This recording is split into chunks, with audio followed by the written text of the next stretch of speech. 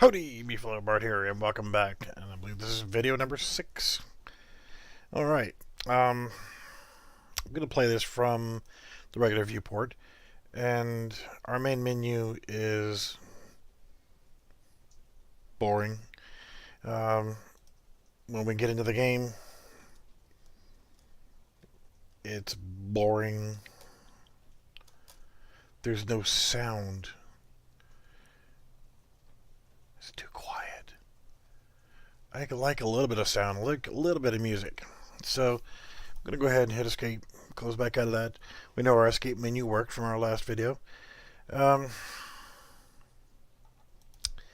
Yeah. I'm going to go ahead and create a new folder. We're going to be doing a lot of that, creating new folders. And I'm going to call this one Assets. And I'm going to create 2 folders inside here. First one is going to be audio. And the second one is going to be textures. Now, I'm going to go into the textures folder here, and what you won't see is off screen here, is we're going to add some music in, and we're going to add some other sounds in, and so forth. But the first thing I want to do is I want to add some music, and there's a lot of sources of music out there, and there's a lot of copyright that you can infringe upon. So finding good music is going to be tough. I use Technoax. It's a website, it's online. It's also got a YouTube channel. Guy's music's really good, and it's royalty free, so you'll be able to use it. It's under Creative Commons 4.0, and part of it is putting at least a copy of his logo in there. You know what? I can live with that. So what I really want to do is I want to find his logo, and I've got that. And I'm just going to drag in the PNG to my project. So we actually have his logo, and I think this is his latest logo. I got to double check. Let's go ahead and save all. Going to go into my main menu widget, and I want to, first off, I'm going to go back into my texture folder. I'm going to left click on that so it's highlighted. I'm going to go back in here, and I'm going to come in, and I'm going to add another image. We're going to go to the brush, and we're going to hit this arrow, and there we go. And I'm just going to enlarge this and chuck it down here, anchor it to the bottom right hand corner, and now we have his logo in the bottom right hand corner, and it looks nice. Cool. So we actually need some music, and we need some audio. And here's where the other thing comes into is, which I'm going to go ahead and compile and save, because I'm done with this for right now.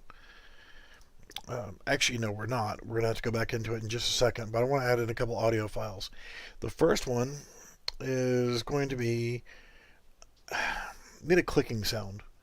You don't have to, but I like to have, whenever you click a button, I want to hear the sound of a button being clicked. So the next thing I want to do is I want to actually come into some of my saved files here, and I want to actually find that click sound. I've got it in probably about 15 different locations scattered across 3 hard drives or 4 hard drives. So it usually takes me just a little bit to find it, but you would think that it wouldn't be, but I've got one hard drive that's a 0.5 terabyte hard drive that is nothing but Unreal 4 parts and pieces and assets and things of that nature. So I'm going to bring in that click sound. I'm just dragging it in. You could also use the import feature as well, but I'm just as easy. It's a simple click file. And then I'm going to go ahead and, if you've watched some of my videos before, you've probably heard this a million times on some of my other videos. I like this. This is from him. I renamed it just to get the name shorter. I like the song. Now, you have to remember that when you're importing these things in, they need to be WAV format, and I've been using WAV 16-bit, and it seems to work pretty good.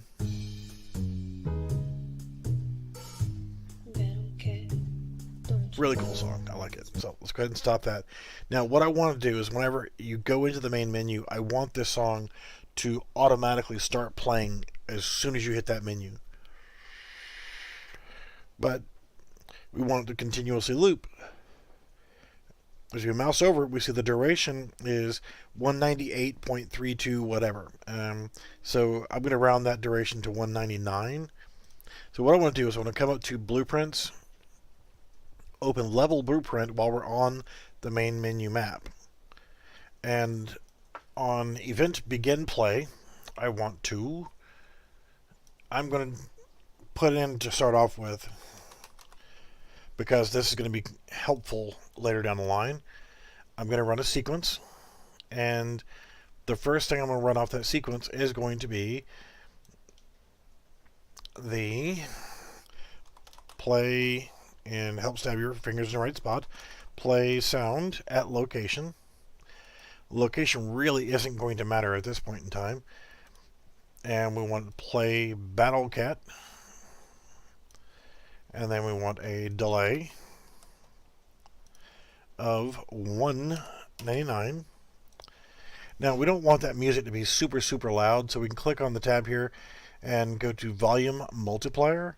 And I'm going to make this at 0.5, so it's a little bit softer playing in the background. And then we're going to loop it back together here so that it's a never-ending loop. And we're going to select both of them, collapse nodes, and background music. So now, nice and neat and clean, and there we go. So as soon as we compile and save and close that, we go into our game. We've got some smooth jazz playing, and we have his logo down here in the bottom, and we can click on single player. It'll bring us back to here. Now if you go into standalone, as soon as you go back into it again, it will actually bring you back to the main menu, and you will start with a sound again. Now with the click sounds, what I would like to do is in the main menu widget, when I click on single player, let's actually go into the event graph. Let's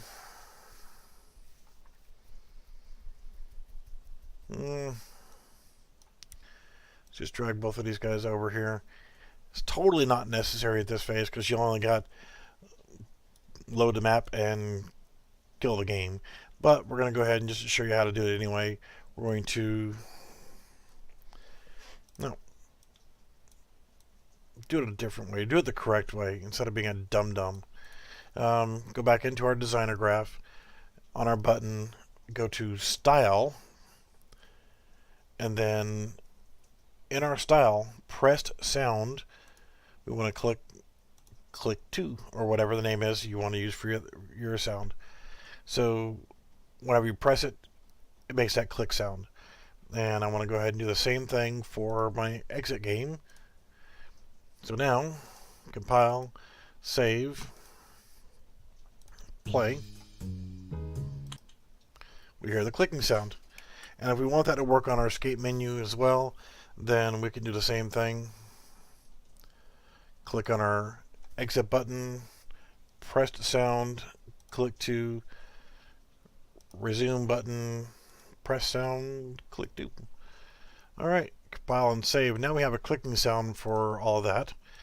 And we got good music, but we don't have a background yet. The background just needs to be whatever you like, whatever fits your needs, whatever you want to represent your game. But you could also have inside this border or wherever, you could actually have a video playing in the background, or all kind of stuff. And now I'm not talking about just a video that's actually played and stored on your hard drive. If you wanted to, you could even have a YouTube video playing. You could have this YouTube playing in the background of your actual game. There's so many things you can do with this main menu to make it look nice. But again, for now, the only thing we have is single player and that. What we want to do is add a few more things in, like whenever I step on that, it's going to take our health down, but it's just, there's no sound. And though I like to keep the file load down as much as I possibly can if I'm going to share this with somebody, I'm not sharing this game with anybody until it's ready for me to do a multiplayer test, and I want people to play with me. So I can go ahead and add stuff in and make it more creative. And it's so tempting to just go ahead and do add new, add feature or content pack. I'm going to add it in, but I can trim it down to get rid of some of the stuff that I don't need. Click on your content pack and starter content and add to project. This is going to take your 50, 60, 80, 100 meg game is going to suddenly turn into 750 megs. 3/4 of a gigabyte worth of junk is being piled into this right now. So we're going to majorly have to trim some fat out of this for things that we don't need, because again, we want to keep the file size as manageable as possible. So it's all in there. We're going to leave the architecture in. We wanted the audio because we need things like the explosion sound, some starter background cues and so forth. We'll leave that in there. We don't need the maps folder. That's not going to do us any good. So I'm going to go ahead and delete that. And occasionally that can take a while. But I want to get rid of that. I'm not going to use their maps at all. I appreciate the hard work and effort, but let's go ahead and get rid of them. That's going to trim the fat a little bit. HDRI, no clue what that is. I'm going to dump it in. I'm sure that there's a viable reason for it to be there, but I don't need it. I don't know what it is. Oh, it's for the Light Studio. I don't care. Go away. And on these blueprints, these are cool.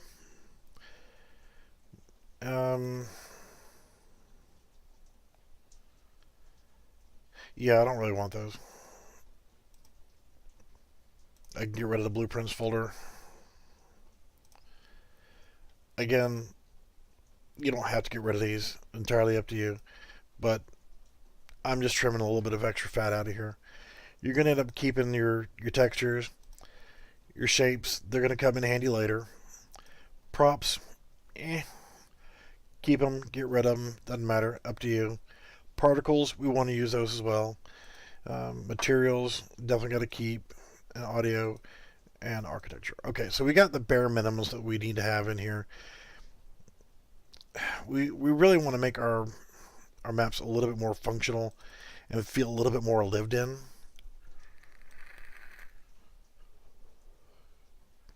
Pane pad. Let's go ahead and update our pane pad just a little bit. And that was in our temp folder. Or pane pad, pane whatever.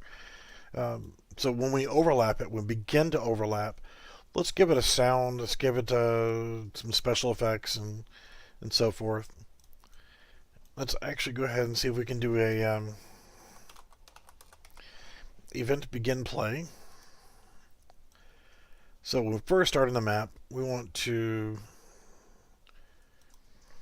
actually we can do that a different way as well. We can add a component and a particle system, and let's go ahead and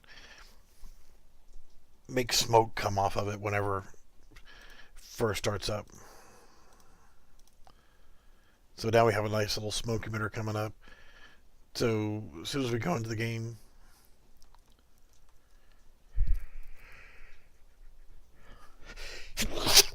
excuse me. Yeah, that's lovely. Go ahead and sneeze while you're recording a video, dum dum. So at least, that looks kind of dumb. We have smoke coming off of it, but whatever. What we want to do is whenever we actually overlap onto it, we want to play a sound, and we want to spawn an emitter. So we want to play sound at location. For this particular, You can play sound at location or spawn at location. For this particular map, it's really not going to be a problem to figure out what our location is. If you had to have the actual location, then you could actually go in here and try to get your actual location and so forth. It's not going to be necessary for this particular one, so we're going to skip that. But we want to go ahead and pick out the asset, and we're going to use the explosion cue. Another video we'll talk about explosions or sound cues and stuff like that, but we want to go ahead and play that explosion sound. But let's go ahead and make the emitter spawn emitter at location. Let's drag all you guys back over here. Let's move you up, and the emitter, let's run the explosion. So now as soon as we walk over it, we're getting an explosion sound, and we'll see the little flash. And it's already smoking, so we know, hey, we shouldn't probably step on that. So it's spawning it at the 000 location for the emitter. So we are going to have to fix the emitter location. So since we have to get a location, we might as well go ahead and try to pick it up.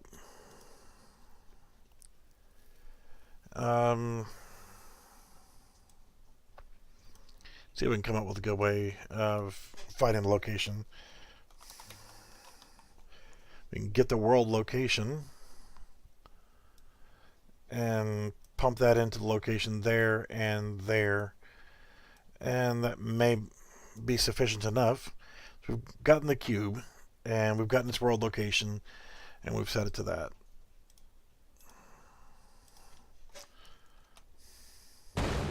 There we go. So now, every time we walk on it, we get the explosion sound, and we get the little emitter of it exploding. Alright, so we don't have a death feature yet, but this video has gone on long enough, and I'm sure you're ready to move on to something else cooler.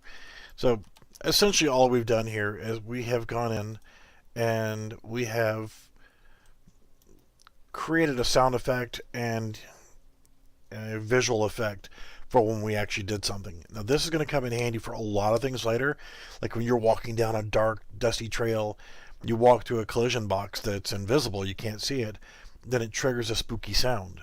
That's a cool thing to do. You can trigger different events from walking through them. This kind of gets you on that track of that going on. I guess one other thing we can do really quickly is in these audio files we have starter background cue. It's going to be kind of a wind sound, some birds chirping, and that kind of junk. I say junk, it's actually pretty cool, and it's good to work with. So while we're actually in this map, we're going to go ahead and do our blueprint, open level blueprint, and on event begin play, we want to play sound at location, and we're going to use the starter cue, starter background cue. And now we did a delay on the other one, but this is 10,000 seconds. We can add the delay in. It's probably not going to be necessary because you're probably not going to be spending that much time on this particular map, but we're going to go ahead and loop it anyway. We know that it's at 10,000, so at 10,001 seconds it'll loop back in and start playing again. We're going to turn the sound for the volume multiplier down to 0.75. See how that is. Compile, play, close, and play. And now you'll hear the wind playing, birds chirping, and your butt getting set on fire when you walk across there. Alright, so we're a little less boring. There's not really anything to do yet, but we're a little less boring than we were. And that's always a good thing, right? Alright, so we'll move on from there, and in the next video, we'll do something else cool. Alright, And thank you for watching. We'll see you in the next video.